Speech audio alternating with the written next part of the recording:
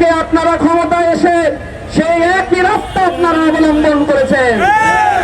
আমরা হুঁশিয়ার করতে চাই, অনতি বিলম্বে এই খুনের রাস্তা যদি পরিহার না করেন, একই পন্থায় যদি আপনি থাকেন, এই দিল্লি মামুবাড়ি আপনাদেরও পাঠানো হবে।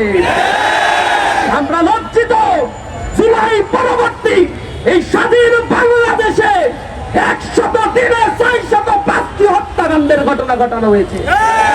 আওয়ামী সন্ত্রাসীদের হাতে হত্যাকাণ্ড হয়, তাদের গ্রেফতার করা হয় না। বিএনপি সন্ত্রাসীরা এই 4 মাসে 285 জনকে হত্যা করেছে। সেই হত্যাকাণ্ডের বিচার তো হয় নাই, তাদেরকে আবার পুনর্বাসন আর কমিটিতে তাদের স্থান দেওয়া হচ্ছে। একই রাস্তা তোমরা যদি অবলম্বন করো, জেনে রাখো মানুষের প্রতি ফোঁটা রক্তের দাম এই জমিন তোমাদের দিবে। এই জমিন তার প্রতি উত্তর দিবে। শহীদ সাইফুল্লাহর রক্ত বৃথা যাবে না, শহীদের নেতৃবৃন্দর রক্ত যেমনি বৃথা যায় নাই, এই জমিনের রক্ত পড়লে সেই রক্ত তোমাদের গদি, তোমাদের মস্তককে তছনছ করে দিবে। আমরা লজ্জিত, ধিক্কার জানাই তোমাদেরকে। এমন রাজনীতি তোমরা করো একটি স্কুলের কমিটি গঠনকে কেন্দ্র করে, দখল বাণিজ্যকে কেন্দ্র করে শত শত মানুষকে তারা এই বাংলাদেশে হত্যা করেছে। তাদের মধ্যে আর আওয়ামী লীগের মধ্যে কার্যত কোনো তফাৎ নাই। একই ফ্যাসিবাদ আর স্বৈরতন্ত্র এরা কায়েম করতে চায়।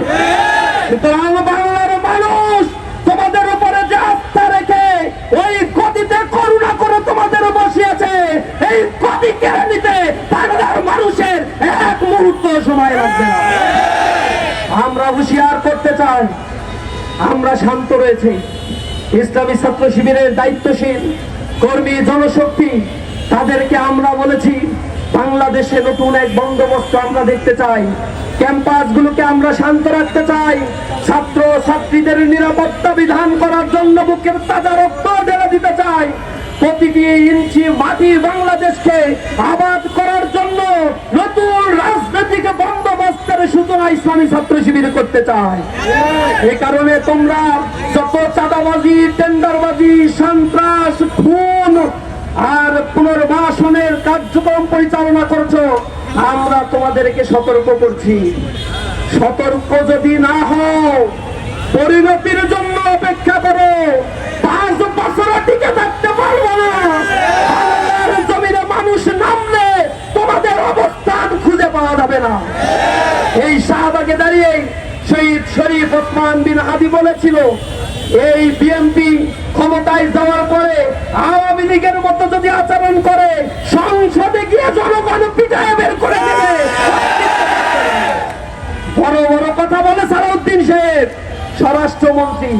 আমরা দেখতে পাই খুনের বিচার করতে পারে না, হত্যাকাণ্ড হয়ে যায়, মাথা নাড়িয়ে নাড়িয়ে আস্তে আস্তে কথা বলেন। জনগণ তার প্রতি উত্তর দিবে ইনশাআল্লাহ।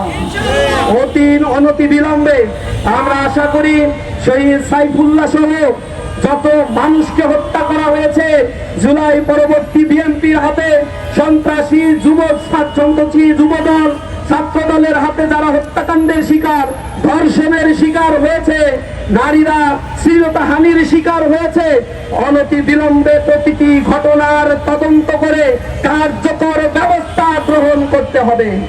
খুনিদেরকে আমরা দেখেছি ধরা হয়েছে, 2 দিন পরে তাদেরকে মামুবাড়ি থেকে আবার ছেড়ে দেওয়া হবে। বিচারের নামে প্রহসন করার জন্য স্বাধীন বিচার বিভাগীয় সচিবালয় প্রতিষ্ঠার ক্ষেত্রে এই বিএনপি বাধা সৃষ্টি করে, সংস্কারকে তারা বাধাগ্রস্ত করে বাংলাদেশে নব্য ফ্যাসিবাদের রাস্তা তারা বিলম্বিত করছে। জনগণ ভুলে নাই, এই শাহবাগে রক্তের দাগ শুকায় নাই। প্রতিবাদ প্রতিরোধ করে তোলার জন্য শাহবাগ ময়দান ইতিহাস হয়ে আছে।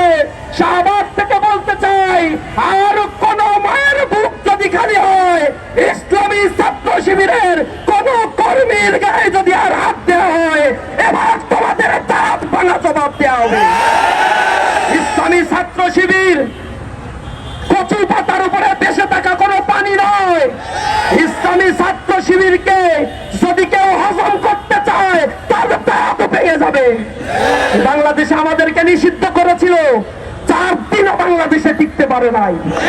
সুতরাং আমাদেরকে শান্ত থাকতে দাও। ক্যাম্পাসগুলোকে আমরা নতুন ভাবে সাজিয়েছি, ছাত্রদের কাছে আমাদের আবেদনগুলো নিয়ে গিয়েছি। বাংলাদেশের প্রত্যন্ত অঞ্চলে রাজনীতি, ছাত্র রাজনীতির ব্যাপারে মানুষের ভিতরে আস্থা ফিরে এসেছে। ছাত্র দলের কুকর্ম, বিএনপির কুকর্ম, যুব দলের কুকর্মের কারণে মানুষ আবার আস্থা হারাতে বসেছে, মানুষ ফুসে উঠেছে। অপেক্ষার সময়, যে কোনো মুহূর্তে এটা দাবানল হয়ে যাবে, উঠবে। আগ্নেয়গিরির অগ্নুৎপাত যখন বিস্ফোরিত হবে, তোমাদের নাম নিশানা খুঁজে পাওয়া যাবে না।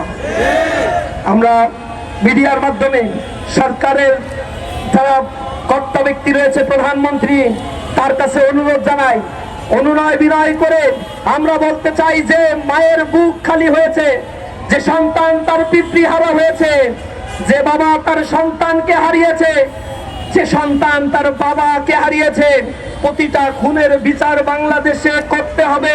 অন্যথায় জনগণকে নিয়ে আমরা রাজপথে আন্দোলন করব, নিশ্চিত করব এই বাংলাদেশে জাস্টিস ইনশাআল্লাহ। সাইফুল্লাহ ভাইয়ের শোক সন্তুষ্ট পরিবারের জন্য আমরা দোয়া করি, তার জন্য দোয়া করি আল্লাহ রাব্বুল আলামিন এই অসময়ে যে ফুলটি ঝরে গেল, আল্লাহ রাব্বুল আলামিন যেন তাকে জান্নাতের উচ্চ মাকাম দান করেন। আমাদের সাইফুল্লাহ ভাইয়ের পরিবারকে যেন ধৈর্য ধারণ করার তৌফিক দান করেন। শহীদের সাথীদেরকে আল্লাহ রাব্বুল আলামিন যেন ধৈর্য ধারণ করার তৌফিক দান করেন। সরকার যদি এর বিচার না করে, তাহলে আমরা রাজপথে নামবো, আন্দোলন করব। প্রয়োজনে এই আন্দোলন সরকার হটাও আন্দোলন পর্যন্ত বিলম্বিত করতে পারে। সেজন্য সবাইকে প্রস্তুতি নিয়ে রাজপথে থাকার উদাত্ত আহ্বান জানিয়েছি।